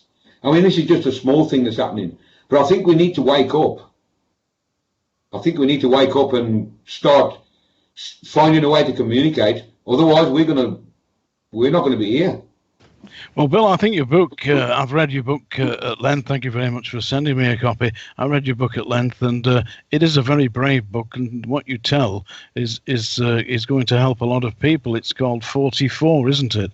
And I know that what you're saying is the truth about the matters that I experienced. And when I was a child, my father was a police officer, and we were coming back. It was 1957, and we were driving back from a place called Folridge, a little place over the moors. And as we did so, there were strange lights in the sky. My father stopped the car, and he and I got out, and we watched these. And what I now know to be a UFO appeared before us, multiple lights flying around, all around the car, all around my father. And then we got back in the car, and it would be about 2 a.m. this time. And he said, under no circumstances will you ever tell anybody what you've seen, because he did not want to be the policeman that saw UFOs and flying saucers. But here we are, 50 odd, nearly 60 years later. But that was happening to me when I was 7, 8 years old. So the similar kind of life that Bill and I have led, and we're both connected back in Sennelager in Germany in the year 1968. And times have changed, because you see now that the police officers are gathering testimonies about UFOs, like Gary Heseltine in the UK, and we have Jean-Claude Bourret over here. So all around the world, there are police officers who are interested in police testimonies and UFO sightings. Yes, I'm hoping. I'm sorry, I was just going to say I'm hoping that some more of the military personnel will come forward, because there is a great fear amongst them generally, who have things to lose, to come forward. And I know, I have a case particularly I can't speak about very much because of that issue, because of safety issues. And, it's a great shame, because, when you hear about these things, you know that if the public at large came to know this as a fact, then, our world would change very quickly. Yes, especially for the advanced technologies that they're hiding from us, with free energy and anti-gravity based propulsion systems, and all energies fossil fuel energies and nuclear energies would crumble, and and the lobbies would be very unhappy. And what do you guys think of this secret space program? Because I know I've interviewed quite a few people. Sometimes on this channel here, and sometimes somewhere elsewhere, like Randy Kramer, Alfred Weber. I've interviewed Tony Madenford and Frank Jacob, who filmmakers who directed Packing for Mars. They talked about the secret Mars colony. Do you think all this is tied into this secret space program, or secret programs, black programs, that maybe you experimented? Not willing, against your will, or maybe unconsciously during your time in the military? Well, I can tell you this. I have a personal friend who was he's an inventor, a scientist, and he was made redundant. I think he was working for British Aerospace or something like that. And he said to me, I don't know what I'm going to do now. I'm only in my mid-50s. I said, I'm going to apply for a job with the MOD. So I said, well, that'd be a good idea, work for the MOD. You got some years to do. Anyway, I saw him he disappeared for a couple of years, and then he came to a party I had at my house. I said, how are you going on, John? He said, well, and his name was John. He said, if I told you what I was doing now, I'd have to shoot you. He said, I said, well, where have you been? He said, I've been in America for the last 2 years. He said, now I can't tell you what I've been doing. He said, but let's just put it this way, it's not too far from Area 51. So quite what he was doing, he wouldn't tell me. But he was an engineer, a scientist, and I'm sure that he'd been working on this reverse engineering. When you look at it, listen, I'm 67 years of age. When I was a boy, technology was a wind-up record player and a 78 disc. And you'd be listening to Al Jolson. I mean, today we look at us here. Yeah, I mean, I'm in England, you're in France. Yeah, I mean, we could be anywhere, and you could be doing this on a mobile phone. How have we done this? In 60 years? Is it possible in 60 years? I mean, the advances in technology, it's got to be something from beyond. And I'm absolutely sure that we are being guided. I work as a professional psychic, and I see many people who are in high positions in society who come to me for professional readings, and they don't know what's going on. They are certain that it's alien technology that we're being given. And the way that the money system is being manipulated, why are we doing that? It's just to control humanity. That's what the alien beings are doing. I'm sure it's not us. We don't know what they're doing, because I'm speaking to people who are in government and they don't know. Yeah, they don't know. They make sure that they don't know. And the ones who know probably don't go for a private consultation with you. They have, they have their own psychic super soldiers or regiments, among in the occult world of Freemasonry, which brings me to the topic of Freemasons with Bill.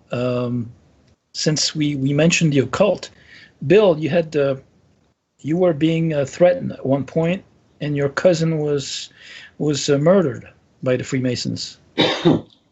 Well, excuse me, a little bit of a choky throat. Mm-hmm. Excuse me. Yeah, my cousin. When I came out of the army, about a year after I came out, no, 18 months in fact after I came out, I stayed in Germany for about 8 months, and then I came back to Britain. So it would have been about 8 months, 10 months after I come out. I was with my new wife, who was to be my new wife. I'd had a marriage breakup in Germany. I was with her, and my cousin, who I hadn't spoken to for a number of years, Brian, he phoned me and seemed very anxious. So I went round, and I just thought he got trouble with neighbours, or he got a problem, so he wanted some help, which I would have given him if he'd had been in trouble. But when I got round there, I found a different man to the man I knew. Brian was a tough man like John. John's a tough man as well, the one we're talking to now. Brian was a tough man. He wasn't a softie. He wasn't, but he was in a corner caring, which I'd never, ever seen him do before. We grew up together. We fought together. We fought each other quite a lot. We were always fighting each other, falling out. Like brothers. We grew up in the same house. Sorry, I'm losing it. So we're just talking about Brian, and you're there with him, and he's really afraid, and you can't really understand why he's so afraid. Yeah, sorry. We grew up together. We grew up in the same house together. So this was a different Brian that I'd ever known, and I thought he was having a mental breakdown. And he started. I didn't really listen to what he said. I must admit, I didn't. I actually thought he was having a mental breakdown when he started talking about UFOs, our uncle, Nazis, Masons. I didn't even know what a Mason was. I knew a guy called Mason when I was young, but that's about all. I didn't know what a Freemason was or anything like that. And he started talking about all this. And he said to me, "I'm going to be dead within a month." And I said, "Why?" He said, "My heart." I said, "What do you mean with your heart?" He said, "I'll have an heart attack." And I said, "What's wrong with your heart?" He said, "Nothing, but I will have a heart attack. It'll be my heart. Remember that." And he said, "Make sure you check under my fingernails and under my toes for an injection point." And I took no notice of this whatsoever. No notice. I thought he's had I knew nothing about what he was talking about. I thought he had a mental breakdown. And I just dismissed it.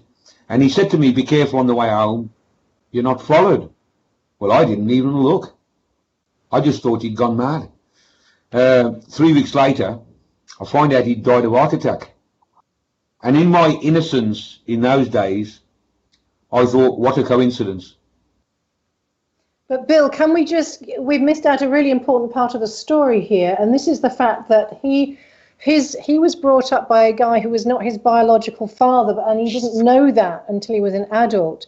So the reason that he even was involved with the Freemasons is because he went to find his biological father, who in fact we know was a G.I. Joe guy who had gone back to America, and we don't know if he found his father, but we know that he met his uncle, the brother, and that uncle took him into the Freemasons.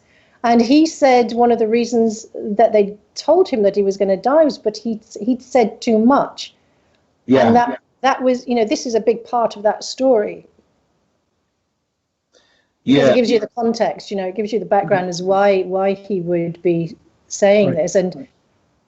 And also that one of your uncles, who was an ex-Nazi, who'd been a prisoner of war, had married one of your aunts, and he even mentioned him. Now, he was a perfectly lovely man to you kids, but somehow he'd mentioned him in some way or other. He did, yeah. Whether it was in a derogative way, I'm not sure. I'm not sure about that, but he did mention my uncle. Who I grew up with. It was the uncle that brought me up. I was brought up by a Nazi soldier. I mean, he was a Nazi soldier because that's what he had to be. He didn't ask to be one. That's what he was. He was put in. He was forced in, really. He was from Duisburg, and that's an industrial area that they could force people in on. But that he mentioned. He was mentioning Nazis. He did mention my uncle, but I don't know whether he mentioned it in a bad way. I mean, I know now that after the last war, there were 20,000 Nazis left in this country under something called paperclip, I think it was. Yeah, paperclip. Yeah, I think it was. I'm not very. I've done a lot of research in the past years into what happened to me, looking for answers. As you can imagine, I'm still trying to find answers now, even now. I don't know anything really. I'm just, all I'm saying is what I've seen and what I've surmised, Well, NASA was born because of a combination of Nazi scientists like von Braun and Obert and all the other ones, and Walt Disney. So it's perfect propaganda, Nazi propaganda on one hand, and technology, very advanced technology, with deals struck with probably aliens factions and Walt Disney. So I should imagine Hollywood as well. I should imagine. Right. During this conversation, you've been talking about mind control and MK Ultra. The reason I believe that they use soldiers is because they're expendable, aren't they? And the same thing happens to prisoners. Now, in the early 70s, I don't know if you've ever seen a film called Clockwork Orange, in which they're operating on and experimenting on prisoners.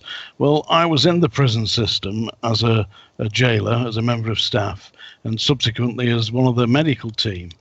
And in the scrubs, Wormwood Scrubs, they had a unit there that was experimenting on prisoners, and they put them in front of a television screen and they played to them images of violence and murder and child abuse, and then they injected them with various drugs, and the following week they'd come back and they'd be tested again, all wired up to an ECG, so that they were actually reading what their minds were doing as they were injecting them with these drugs. A number of the people who were doing it went on to become extremely strange and were transported from the prisons into a place called Broadmoor, which was a secure institution for the criminally insane.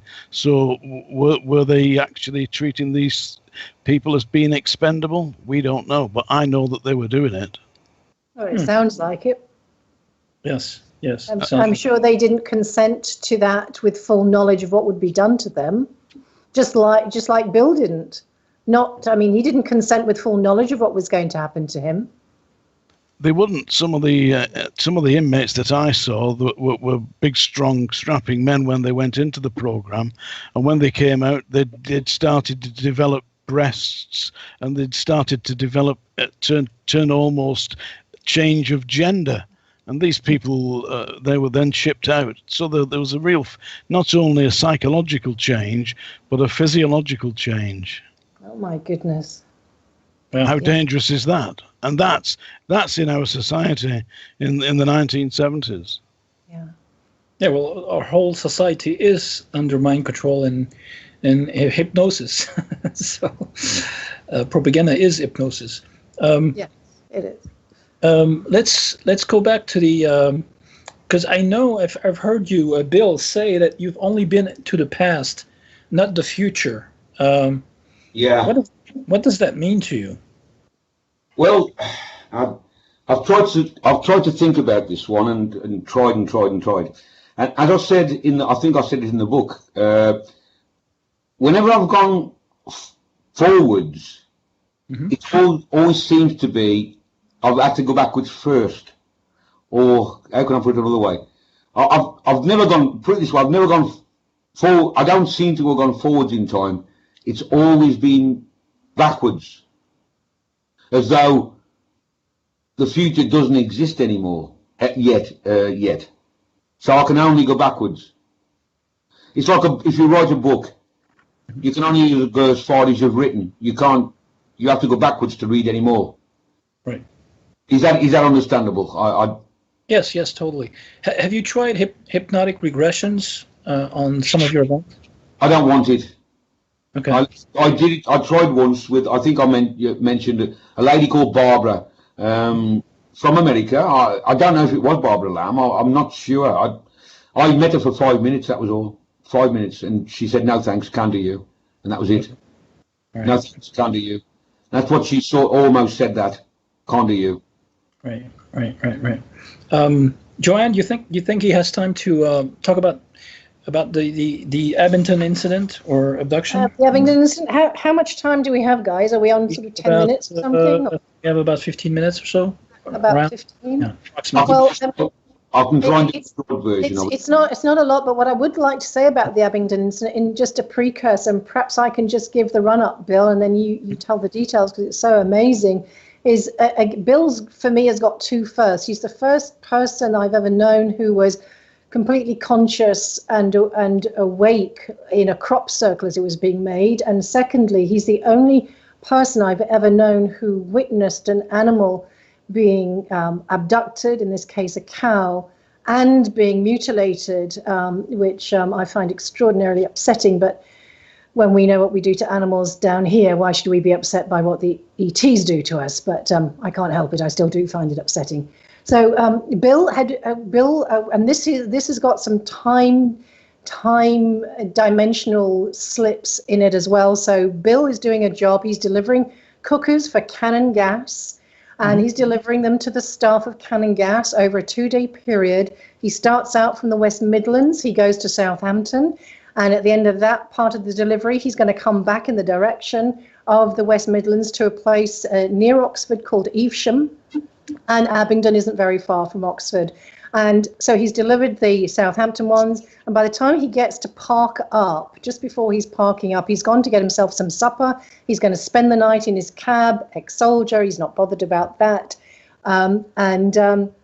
He's just sitting, making himself comfortable, but he's going to tell you, just before he gets himself comfortable in his cab, what he sees as he finds this place to drive up to and park, because there are some anomalous things that he sees. But again, this is before Bill has the download. This is nothing that he is aware of. He just thinks it's all to do with farmers. So Bill, why didn't you take the story off and lead it from when you were going up the track and the lights that you saw? Yeah. Can you hear me okay? Yes. Oh, right. I thought I got an echo. The first thing I did was park on the main road, and I was about to start settling down when a large wagon went past and pushed my van over, and I thought, I'm not sleeping here. So I went and found a place, found a track, went up a track. I thought I'll find somewhere really quiet to sleep. I didn't notice where I parked. There was an house to my right because it was pitch dark when I got up there. But I was actually looking to my left at as I was coming towards the field, I could see what looked like a sparkling Christmas tree. As I got to where I was going to park, I noticed it wasn't a sparkling Christmas tree. It was more like a Catherine wheel, a firework spinning. That stopped as I parked up. So I started eating my supper. I ate my supper. I got some coffee. But while I was eating my supper, in the field to my left, the first thing I saw was lights going on and off around the field, like spotting the field round. I saw rabbits run away, loads of rabbits running. Quite normal, you see lights. I thought, oh, it must be some kind of helicopter or something. I never even thought anything of it at all. I just let it go. Then I saw the cows. While these lights were going around the field, I saw all the cows were in one bunch at the bottom left-hand corner of the field. As I turned around, ate a little bit more, because I wasn't really taking a lot of notice of this. I know it sounds crazy, but I wasn't. I carried on eating, and while I was eating, I looked again, and the cows were right in the middle of the field. And there was one cow going up into a V-shaped, a triangle-shaped light opening. It must have been an opening inside the ship, which I couldn't see because it was too dark. It was black, completely black except for this light, and the light blinded me anyway. And I saw a cow going up into this light, triangular light, and I heard it scream, and it was screaming. I would imagine if I wasn't looking at the animal, I would have thought it would have been a horse screaming, more the sound of a horse. So I really didn't take a lot of notice of it. But as this happened, I saw around the cow, in a very bright light though, I thought it was farmers in blue overalls waving their hands around the cow. Just waving their hands, moving their hands. And that's when the cow went up into the ship, screaming.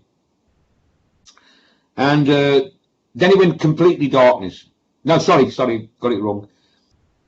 It went dark anyway, because this cow had got into the ship and this door type thing, triangular type thing, had closed. And there was nothing but darkness.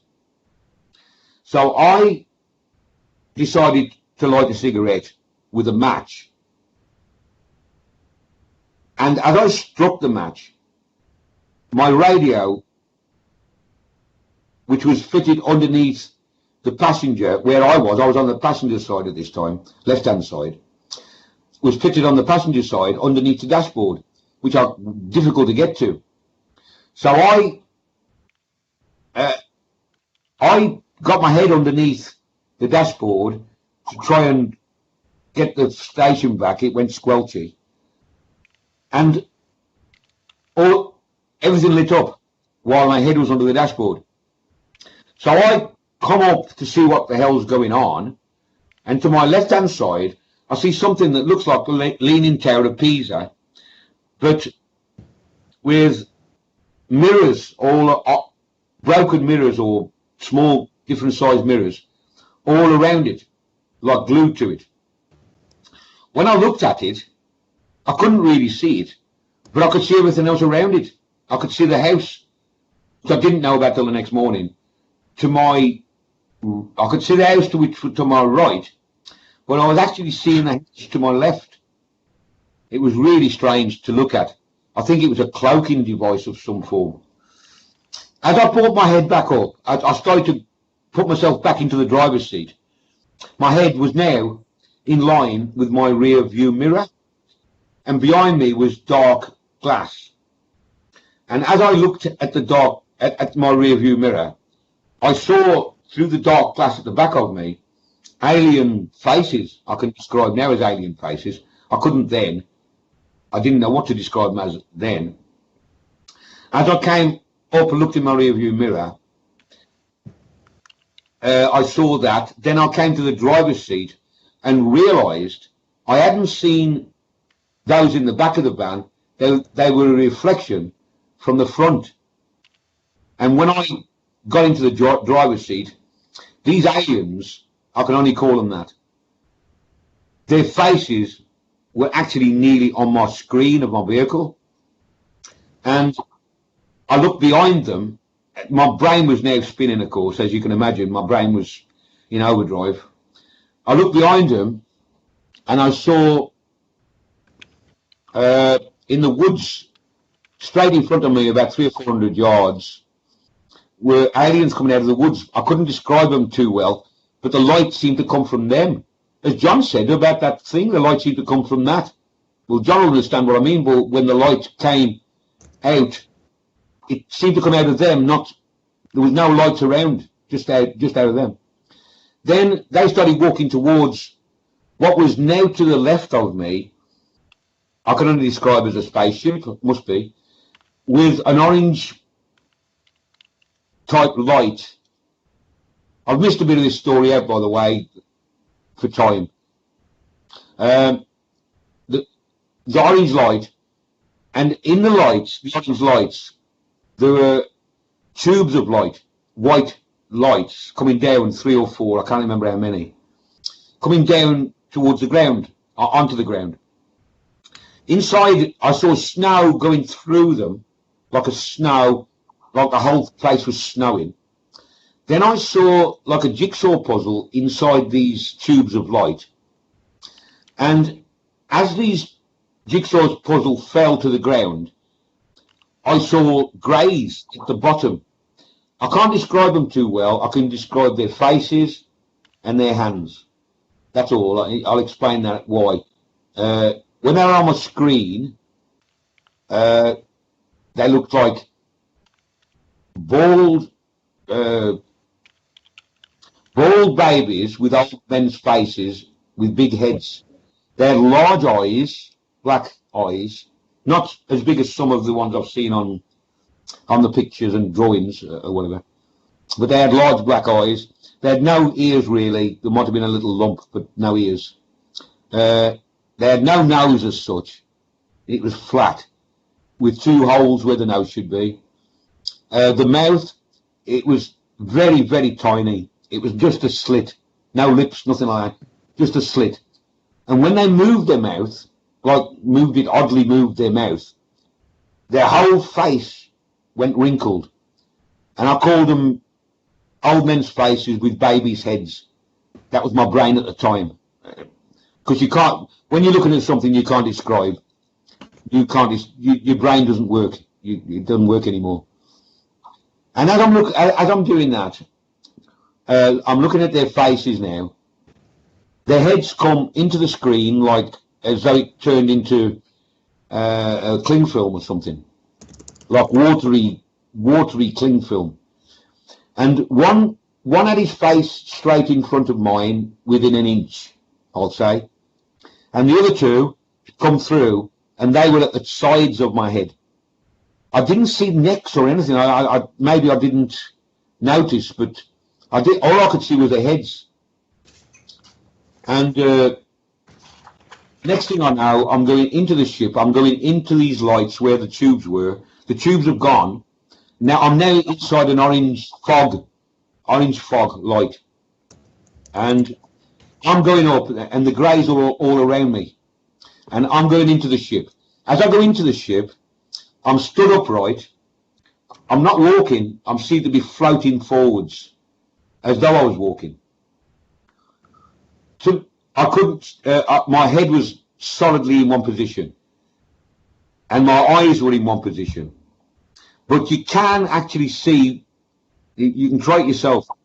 I learned this technique in Northern Ireland to see both sides of me and in front of me at the same time. We tried to, and Bill, I'm sorry to interrupt you, but we're getting close to the end of the show, and I'm sorry to interrupt you, but I'm going to let Joanne just sum up the rest of it, because we need to get to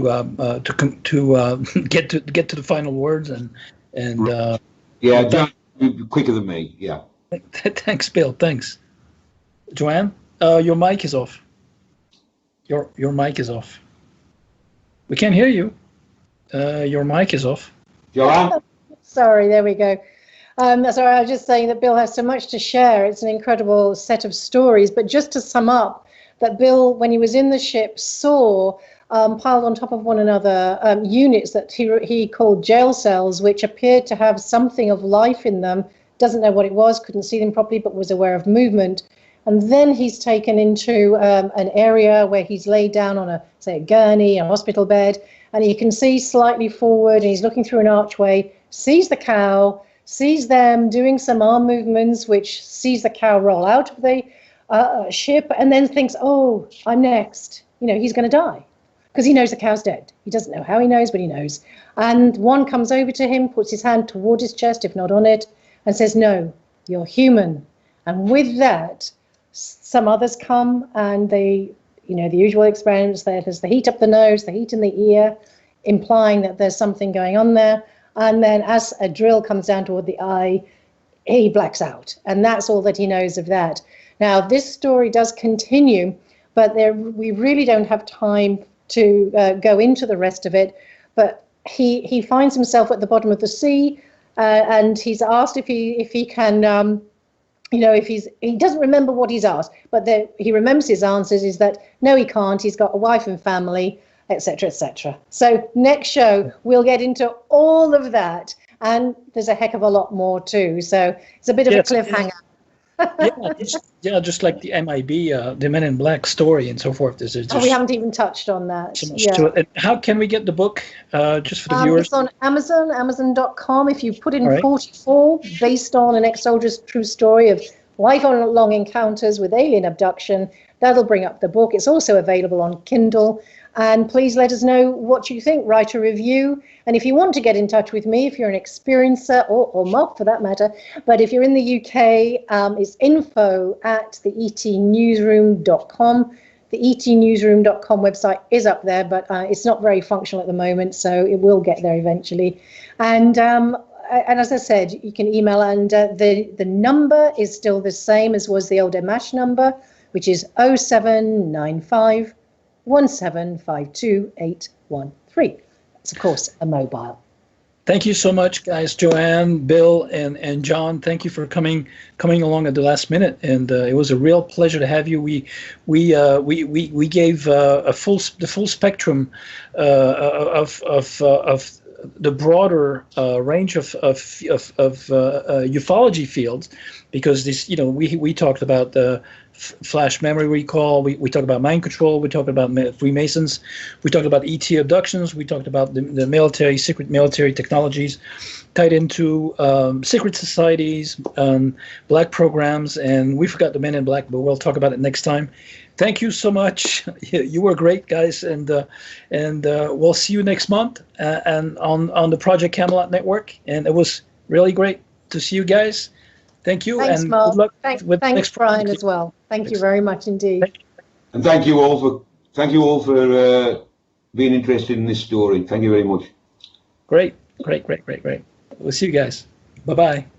Bye. Bye, everyone.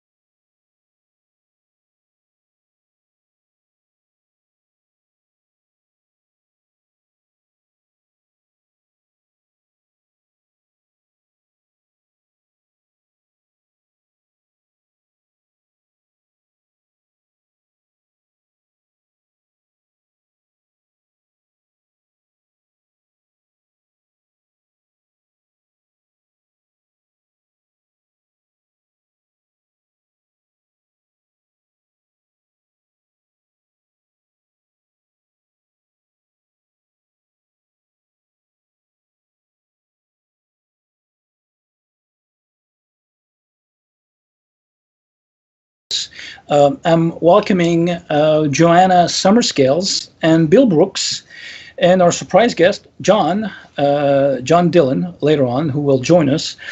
Bill Brooks is an ex-soldier.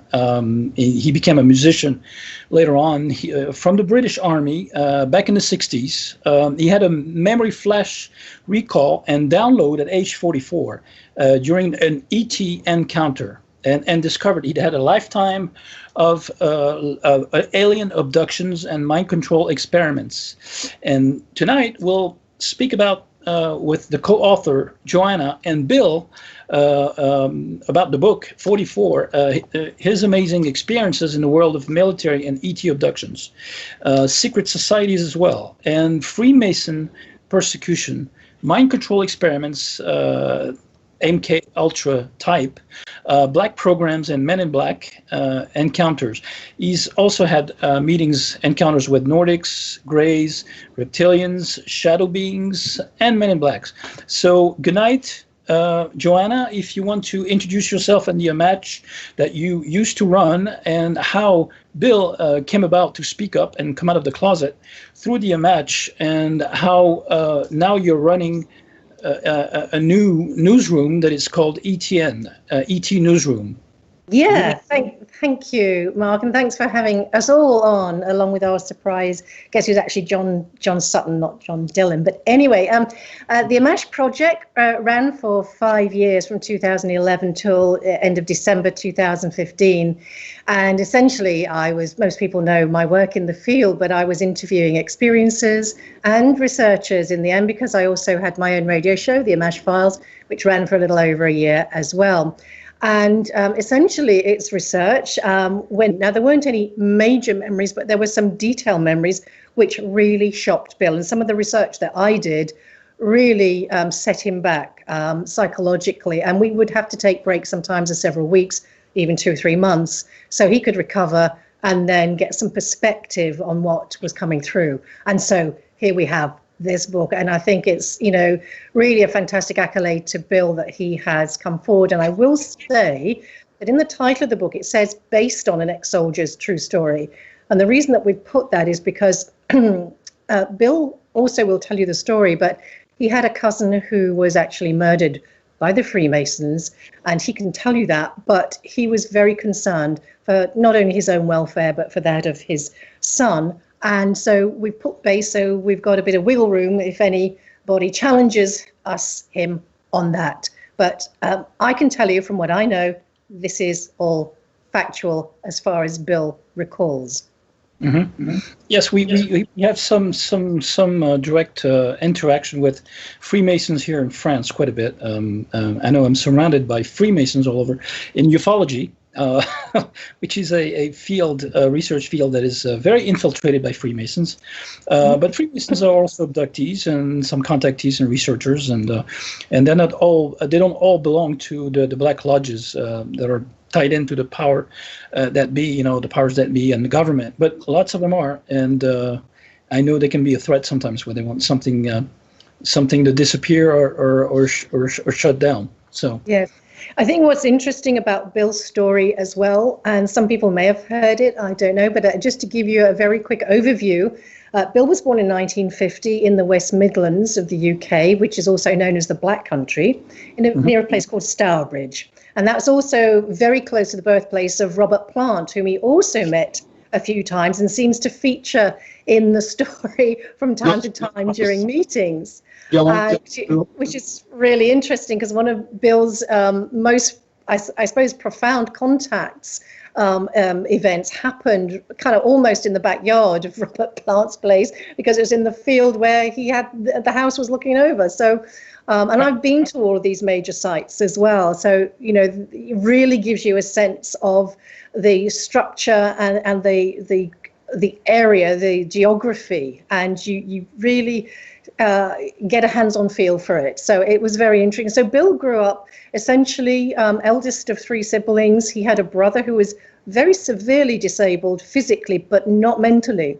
So that in effect meant that his mum was preoccupied with keeping so much memory return. After the age of 44, as you said at the beginning, he had this incredible download, a little bit like a near-death experience, in fact, where he saw his entire life go before him, and incredibly, all the ET stuff, which he actually didn't believe in, that his cousin and his brother had been trying to tell him about in years past. That So, as 1994, right? It happened in 1994. 1994, yeah. Okay, yeah. Going back to Barbara, I mentioned her because I met her in Paris, and she told me about her crop circle, tours in England, and that she was doing, leading, and also her experience on board a ship, a craft that was actually drawing crop circles when she was on board. Oh, wow. Yeah, so that was pretty fascinating. amazing. That's interesting. I'd love to talk to her. Yeah. Yes. Yeah. So I was just thinking, Mark, there are so many stories that we want to kind of mention, so many events of Bill's, but the Nordic one is very interesting because they also mention the reptilians in their first encounter with Bill, where they have any conversation, and they also talk about God, or God is mentioned. And I really would love Bill to talk about that, because those are two, huge areas of interest for people. You think it would be better for Bill to tell us about his big recollection event, at 44, yeah, and then we can go back to all the flashbacks. Sure, whatever you like. Bill, so can you tell us? Would you like me to run through that? I'm very happy to do that if you like. Sure, go ahead, and then we'll have Bill in. Okay, okay, Bill, I know you can hear me, so if I'm missing out any bits, I'm just going to do a really short version of it, because there's so much to get through, and I want to spend time with the special guest who could come on with us, which is fantastic. Basically, so it's 1960, and he's in this West Midlands area, and he's dropped his sister off. He's now, ridden his bike to his favorite place, and there's a crop, and he's ignored what his dad's warnings were, which were, you better not lie down in the crop, because if it's up there, you could get run over by a combine harvester. So he's always done his own thing, which is fantastic, and I think that's what's kept him alive, frankly. So he makes a bed in the tall crop, and basically he's watching the clouds, seeing the shapes, doing that fun thing, and then he sees these. Well, one comes in after the other. These two massive spheres. He reckons about 8 foot in diameter, and they're spinning around one another, and then spin that sun alive, get in and out of hospital a lot. So Bill, who had no education bar maybe 6 months when he was about 5 or 6, and again another 6 months when he was about 13, had no education, and his education was nature, the fields, the canals, the lovely woods.